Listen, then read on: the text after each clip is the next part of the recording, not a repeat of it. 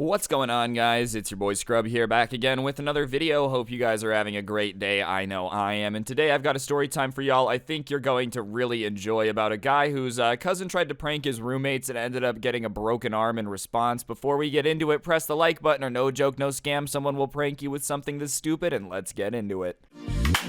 Nice rack and her ass Brazilian. Just turned 21, but my bank's a million. Alright, so as I said, this was a story sent in to me about this guy's cousin who got injured trying to prank his friends in college, and I'll be honest, you have to be trying pretty hard to get injured during a prank, right? I feel like this is a situation where you just know for a fact it turned into one of those YouTube pranks where it's just not really a prank anymore, it's just borderline assault. You can't be surprised when somebody knocks you out. But yeah, either way, I figured it would be something y'all enjoy, so let's go. Anyways, I guess this guy's cousin was in like this frat-esque thing. It wasn't an official frat, it didn't have a name, but basically it was like this house that 10 guys lived in, and they had prank wars, you know. And at the beginning of the school year, the prank wars were pretty harmless. It was like putting saran wrap over the toilet, or, you know, greasing a doorknob, like pretty harmless things. But because it was kind of a frat house environment, it escalated pretty dang quickly to the point where like it stopped being funny a while ago. It's just human nature that, like, people kind of get hyper competitive, and when no one's around to tell you that you're being an idiot, sometimes things get taken too far. But things started to get insane in this prank war. Like, they would blow up each other's toilets for fun. They would light things on fire. Like, it started to get to the point where they were basically just torturing each other and calling it a prank.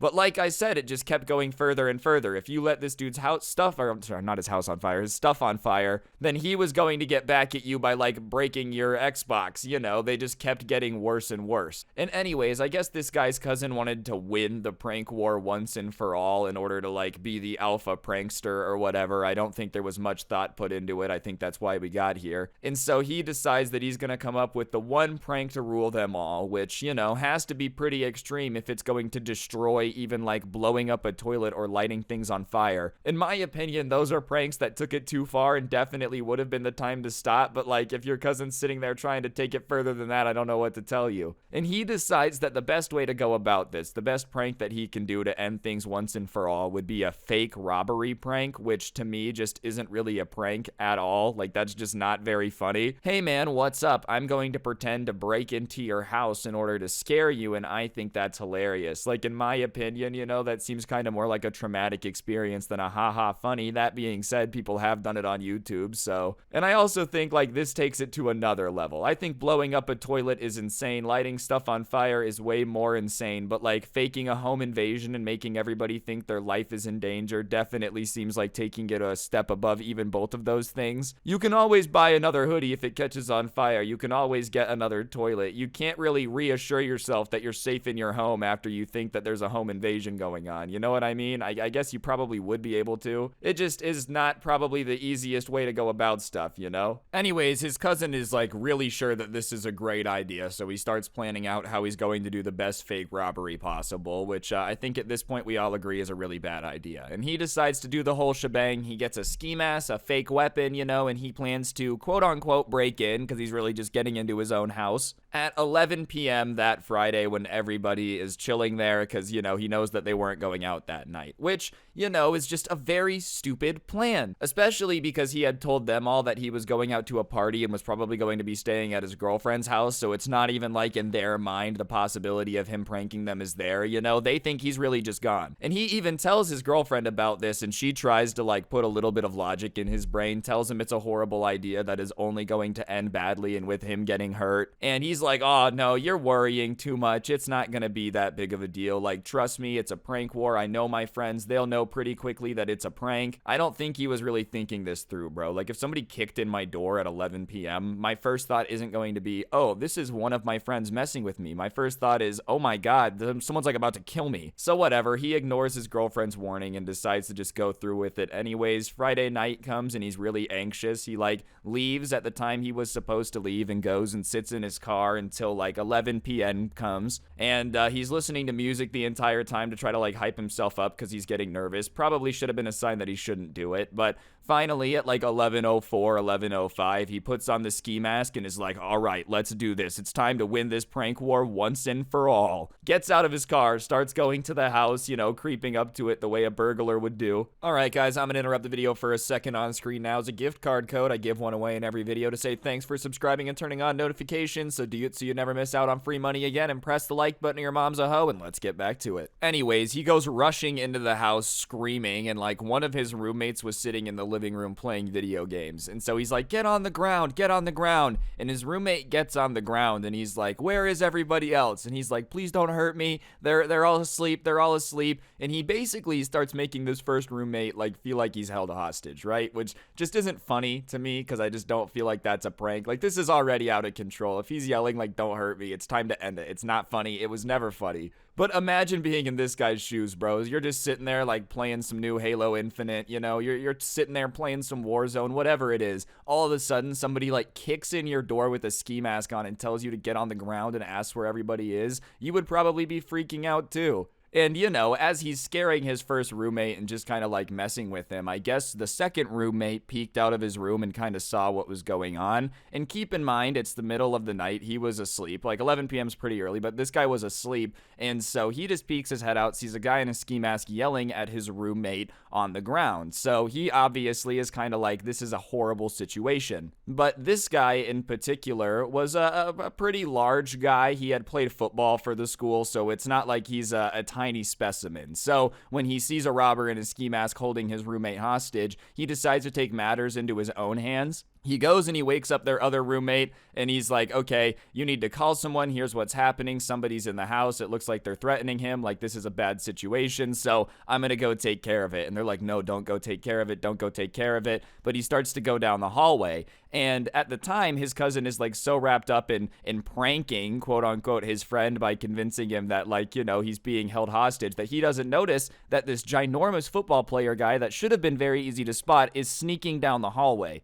And so he sneaks down the hallway. This guy's just wrapped up in pretending to be a burglar, right? And so he gets about 6 feet away from him, and then he does like a lunge that only a jaguar hunting a gazelle should be able to do. He just kind of flies through the air gracefully, like a flying bat, or a flying squirrel. Bats already fly. That was a stupid sentence. Anyways, he smacks into this guy and slams him to the ground, just absolutely pile drives him. And you think that would hurt enough, like a giant football player lineman guy tackling you out of nowhere when you least expect it. But this football player guy thinks this is an armed intruder, still thinks this guy is like just broken into his house and is holding his friend hostage. He's not done yet because the threat is like still possibly there if he's got a weapon, So he starts looking around and the cousin is on the ground catching his breath, so he can't say anything. And so he looks and they have these wooden end tables by the couch. And so the football player lifts it up and just slams it down, like lifts it over his head by the legs and slams it down onto this guy's cousin. And obviously, that does not feel very good. Just imagine this. This guy's in the weight room every single day, can probably bench a small Volkswagen at this point, dude. He's like a college football player, just lifting up a wooden end table and slamming it down into you. That definitely is not up there on something that I ever want to feel, but at the same time, if you break into somebody's house, I don't know what you expect them to do. Anyways, obviously, bodies aren't necessarily made to be smacked with end tables, so when it smacks into him, it breaks his cousin's arm, which, it obviously sucks. I feel horrible for his cousin, but if you play stupid games, you have a very strong chance of winning stupid prizes, and I feel like breaking into somebody's house and holding somebody hostage for enough time for somebody to sneak up on you, tackle you, and slam a table into you is playing a very stupid game that has a list of very stupid prizes, one of which happens to be breaking your arm, And at that point, his breath kind of comes back into him, and he's like, stop, stop, stop, it's me, stop, it's me, stop, it's me. But he's not thinking clearly because it's like the pain of him breaking his arm, the adrenaline of the situation. Obviously, he's just kind of freaking out. So he's just yelling, it's me, it's me. But they don't know who that is. Their adrenaline's rushing too, so it's not like voice recognition is like the number one thing of this, going on. So they start yelling at him to take off the mask, but he can't take it off because he has a broken arm now, right? So he's literally like sitting there like, I can't take off the mask. So this is chaotic, but they kind of pick him up and they bear hug him and hold him tight, which hurts a lot, obviously, so they can like take the mask off of him. And they've got him in basically the Scooby-Doo position, you know, when the villain ends up all tied up and they can take the mask off. They get him there and they like pull the mask off of him, right? And as soon as they pull the mask off, instead of being like, "Old man Jenkins," they're kind of surprised because they realize that it's their roommate. And there's literally like a 30-second period from when they rip the ski mask off of him where they're standing there just kind of looking at him in shock because they can't believe that it's their roommate. One, because, you know, you don't expect your own roommate to be robbing you. And two, I think it starts to kind of like cross their mind that he was probably trying to do this as a prank. You know, at first they're like, "Why are you robbing us? Oh my God, he thought this was going to be funny." And they all start freaking out like, "Bro, what is wrong with you? Why would you ever want to prank us like that? How do you think that's funny? You really just broke in. Like, you made everybody think that their life was in danger. That's not a joke. What's wrong with you?" And everyone's screaming at him. And it wakes up the rest of the house, and everybody else comes down and starts listening to the situation. And they're all like, "Dude, you guys are idiots." Like, or not you guys, you are an idiot. Why would you ever think that's a good prank? You know, blowing up toilets and stuff, it's not even necessarily funny, but this is just way too far. And his cousin at that point realizes he took it too far, and he's like, "Okay, I understand that I took it too far, and I apologize, you know, but I really need to go to the hospital." And he holds up his arm, and I'm not going to go into details because it's gross, but let's just say it's very evident that his arm was broken. You know, it was bending a way it shouldn't necessarily be. And obviously everybody's pissed at him, you know, everybody's not too thrilled with the situation, but when your friend is injured, you got to do what you got to do. So the mood shifts a bit, and they're still pissed. They're furious with him, but they get in the car and they take him to the ER. And this is where, you know, it ends up being like, yeah, man, I don't blame him for this. So they take him to the hospital. They're not mean to him on the way, and then they drop him off. They're like, "Okay, you know, we're done. We're not going to hang out with you here because we know it's probably going to be a long wait, and you did this to yourself, bro. We took you to the hospital. We understand what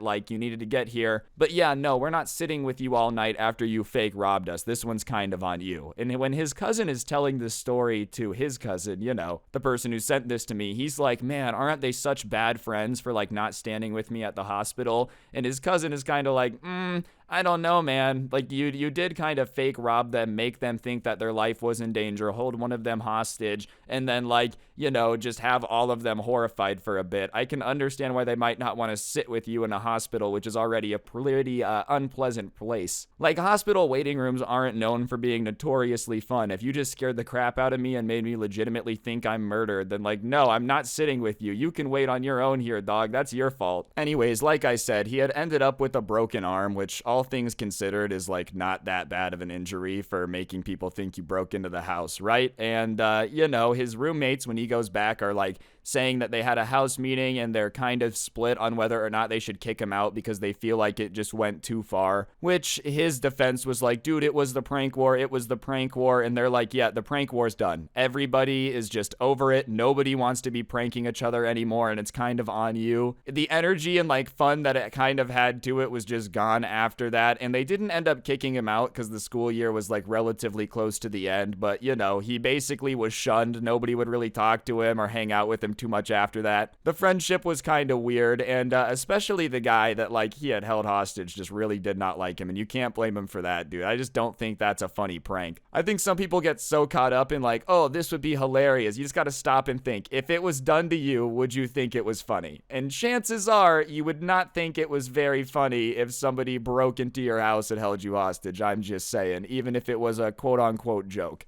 Anyways, guys, definitely don't take this prank into your own hands. I would not recommend doing it, but that's going to do it for the video. Hopefully you enjoyed. If you did, please be sure to press the like button. Let me know in the comment section down below what you thought, and of course, subscribe if you're new and turn on those notifications. If you really want to help me out, check out the intro song linked down below, along with a link to my podcast, The Scuffed Cast, and of course, you could use code SCRUBBY at the G Fuel checkout to get a discount on the best energy drink for gamers and help me out. I would appreciate it. And other than that, one more thing, two more things I gotta plug. First things first, I got the Storytime Spotify. For those of you that want to listen to my story times without gameplay or offline, I'll put a link to in the description to the Spotify where they're uploaded. And other than that, we've got the Karen Christmas sweater, which might be the coolest merch to ever exist in the history of the world, in my opinion, and that can be yours by visiting the link in the top of the description. So yeah, be sure to go do that. I would very much appreciate that too. And on that note, that's gonna do it for the video. Don't get anyone pregnant. If you do, make sure they're hot, and I'll see you guys next time. I'm out. Peace.